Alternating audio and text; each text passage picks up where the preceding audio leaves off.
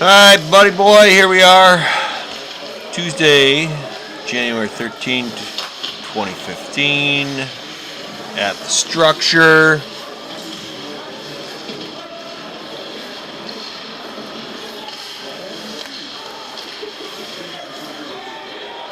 Away we go. I'm trying to remember what the score. What's the score? 0-0? Alright, good call at the line. Obviously, watch yourself and be your own self-critique. That's a nice little play by number 9 there.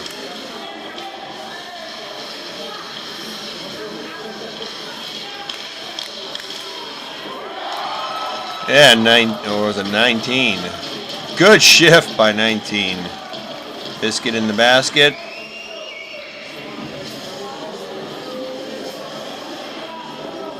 Good awareness, good 3Ps, good watch. All players. Good eye contact with the benches every time.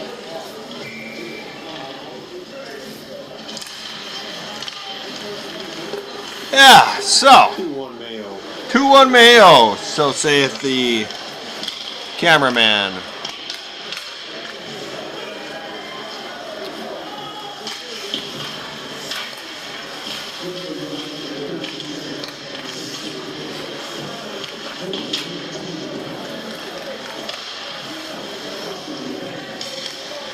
Alright, now obviously, like I was saying, be your own self-judge, self-critique. Are your mannerisms or what you thought they would be? Are your signals what they thought they would be? Is your skating what you thought it would be?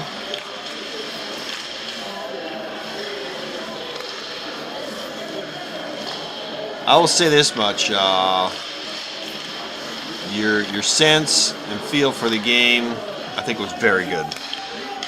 That comes from having a extensive hockey background, and I think that serves you well in the game. You know when it's time for players to sort it out themselves, let them sort it out themselves, and you know when it's time to step in with some fairness and integrity. We don't.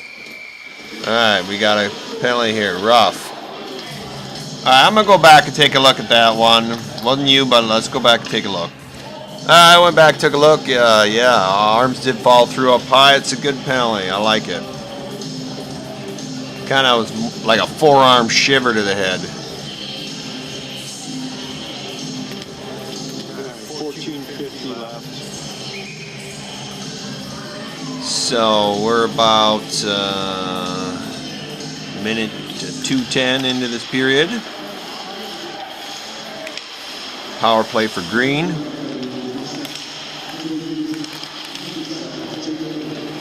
That dude's got to get that puck down the ice.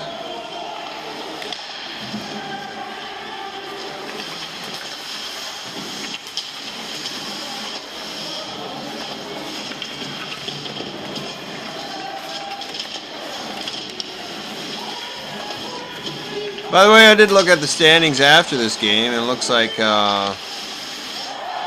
ooh, goalie might want that one. That's a sophomore goalie. That's pretty rare. 2-1 Mayo. 14:16 remains. All right, so we're 1-1 heading into this period. Pretty even back and forth. Yeah, fairly even. Each team had their moments. I'd say White's got a few good players, a couple good D who are kind of heady with the puck. So now it's 3-1 PP goal.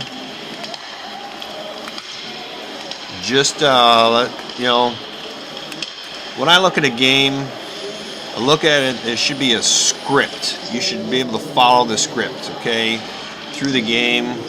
You know, each game is different, obviously, but nice script is, it's tried and true from what I learned way back when. 8 penalties in the first, 5 in the third, 1 to 3, or 5 in the second, 1 to 3 in the third. So hopefully you get your standard and everything else. I think we had 1 power play each in the first period. I don't remember.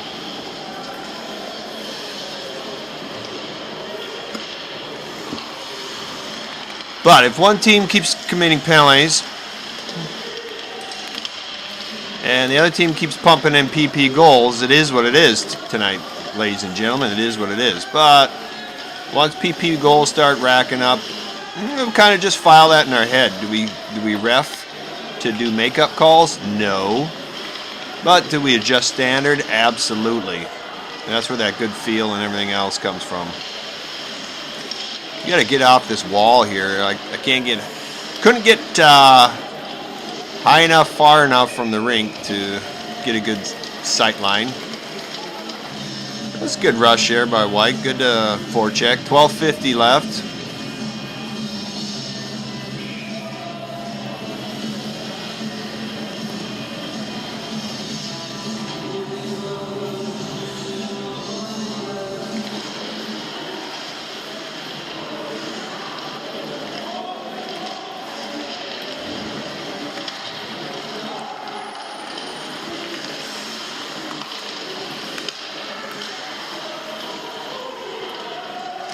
That was a bad pass. So, good call there.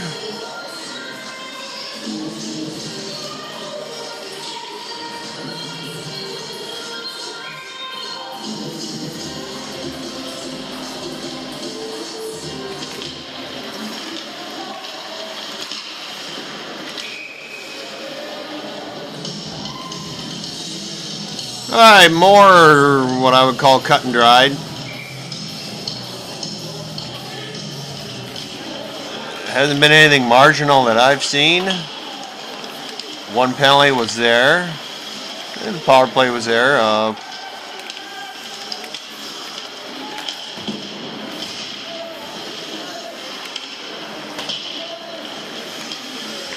One shaky goal was there. Now Green's taking the momentum back.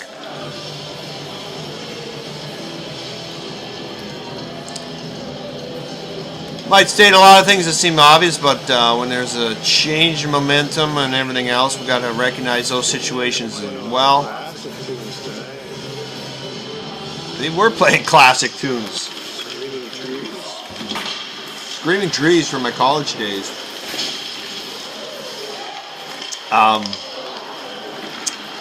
Anyway, we want to see how teams adjust to swings of momentum, and if momentum is kept, and all that good stuff, because we want to file that in, mentally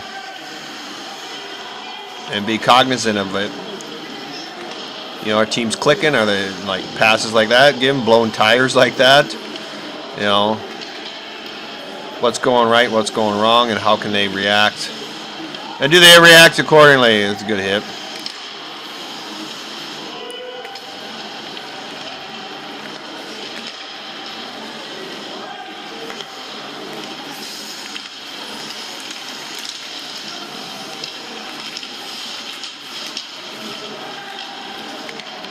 Nice pass.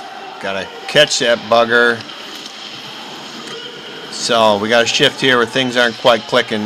Really for either team. A little sloppy. With sloppiness can come reaching and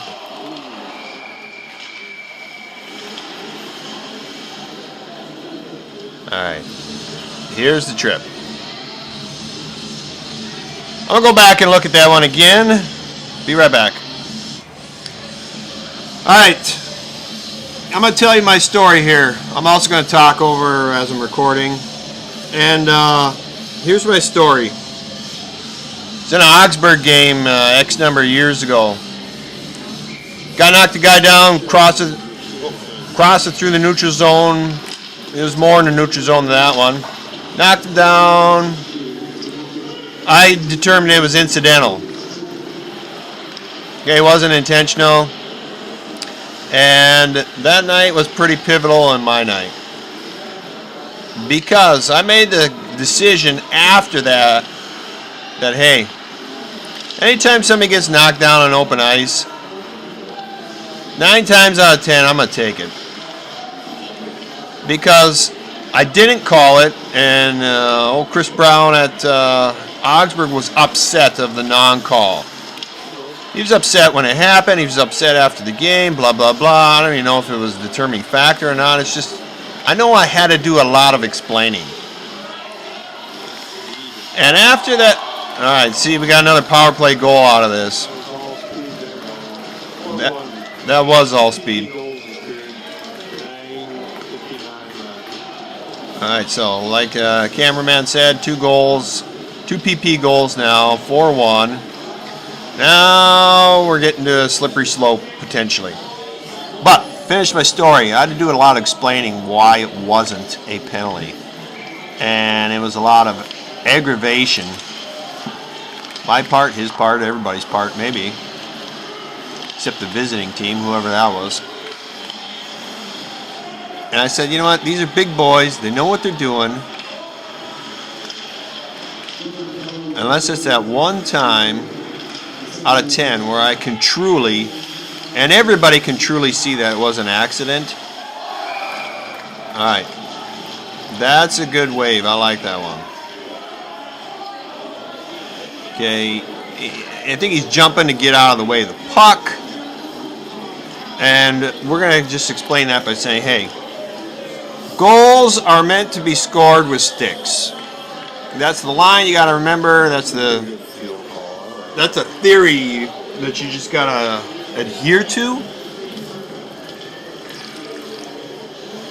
Plus, I mentioned it was a good field call because we just gave 2 PP goals. It is a horse crap way to go in. Okay, I truly don't think the player was trying to direct it in, but it was horse crap. So I do like that washout.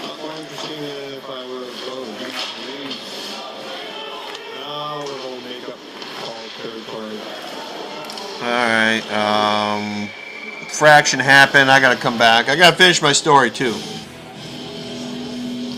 I also gotta remember not to talk so much when I'm recording, although sometimes I just can't help it because it kind of sounds like an echo. Anyway, I like the thought process there. Your partner, he's thinking, all right, things are getting a little lopsided one direction. I want to make sure I keep this thing fair. But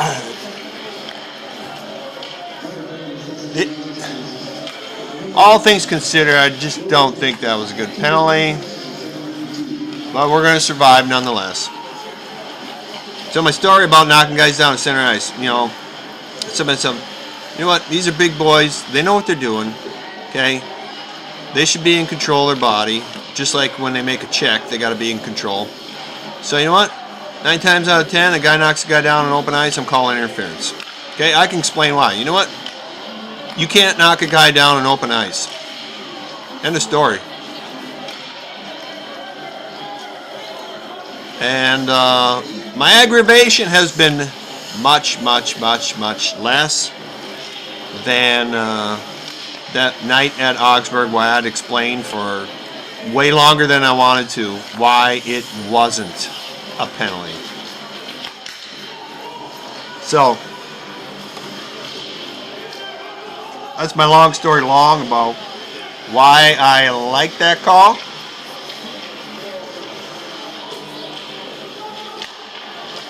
Take it or leave it. Good play by that D. Good play. That's a good breakup. Bad at that's a bad change too. That pass has got to connect. See, White's just not clicking right now, and that's not our fault.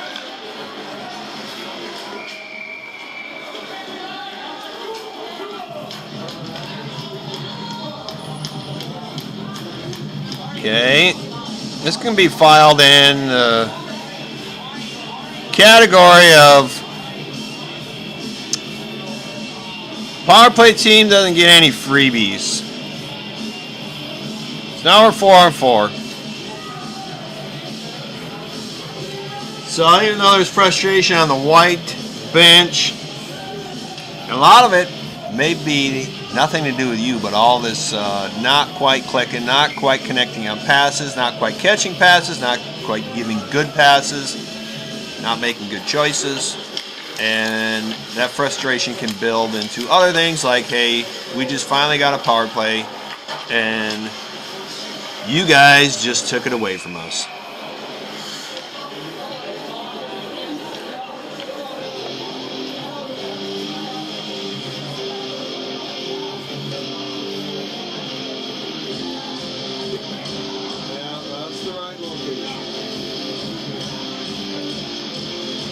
That is the right location, but technically, your partner kind of swung up by you and blah blah. I'm sure he's talking about the location, but technically, you should have slid up where he is right now.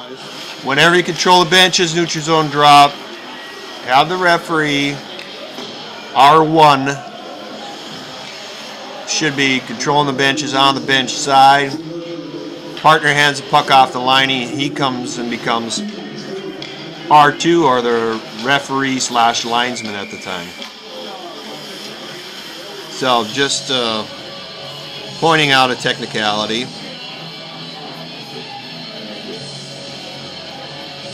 Is it a super big deal? No. Does anybody know in this game? You probably don't care. There's another one where you're controlling the line change on the far side. So just to make uniform, the job duty is the same every time. Just keep that in mind.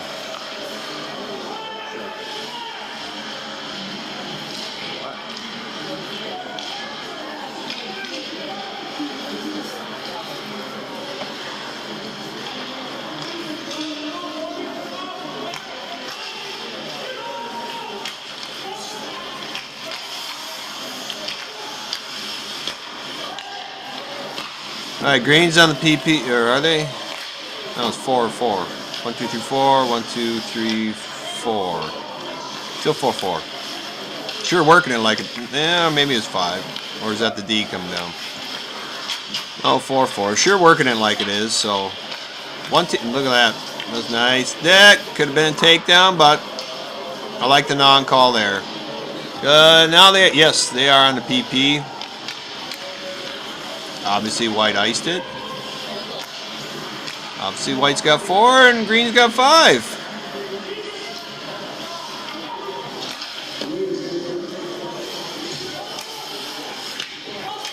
Alright, so it sounds like we're at 5-5 now.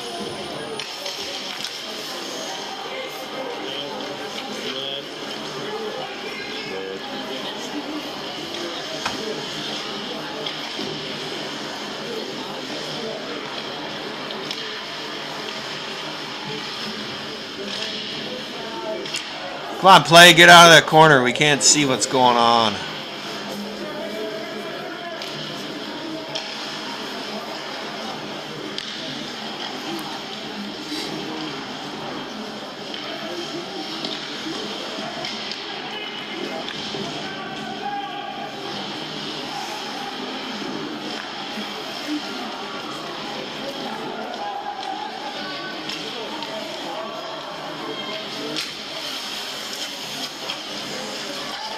There you go. That's good D there. You know, the guy isn't out of control of 13. If I remember right, he's pretty good. He's one of those heady D. It's a good play. Why do I want to recognize that? Because I want to recognize when good plays happen, good body checks, good engagement with others. So it's just another file for our brain of, yeah, this is the way it's supposed to be. This is what looks good. This is what we're accepting tonight. Good, solid defensive play. We're not going to punish it.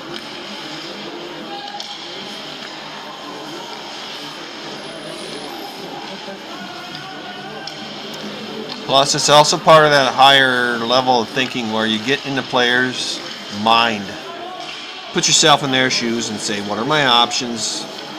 You know, players on both sides. You know, what would I do if I were in this situation? I think that's where a lot of guys struggle with the feel for the game because they can't put themselves in the player's shoes.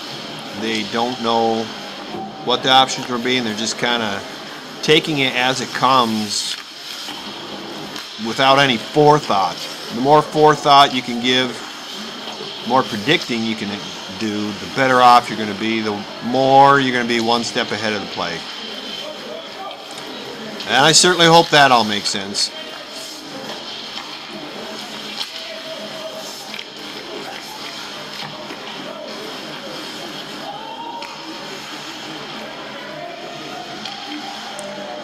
If I can read right this far, 250 left in this period, 350.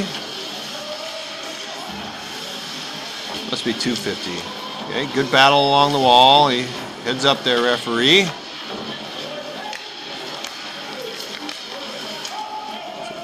That was a risky pass, very risky pass. That kid's in the danger zone of defending blue line. You shouldn't make risky passes there. All right, we got an icing.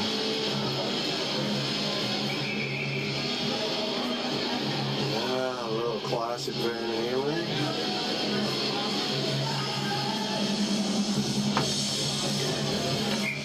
By the way, I found it funny that the Mayo coach, good old Lauren Grosso, who's been around forever. What's the guy got? 600 some wins.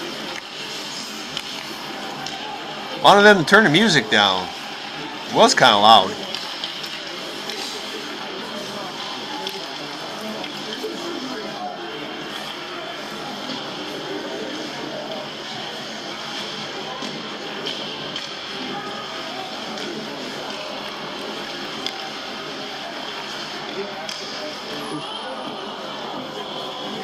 There's a pass that doesn't connect.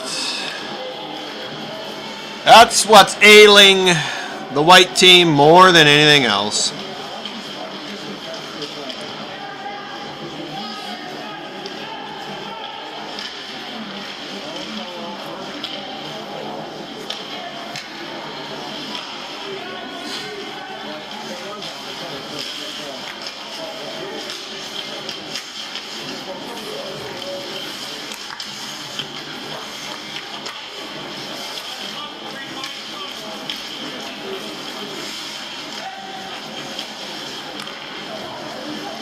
Catch the pass.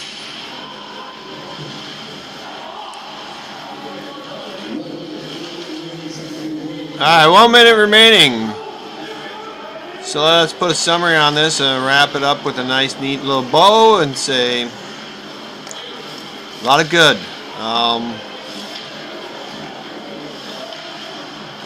You know,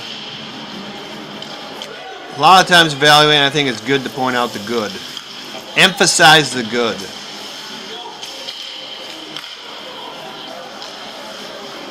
And we can certainly learn from mistakes, but we can certainly learn from the good, to emphasize the good. And I think that was the tale of this period. Unfortunately, the third period was a little bit more questionable. We talked about that, and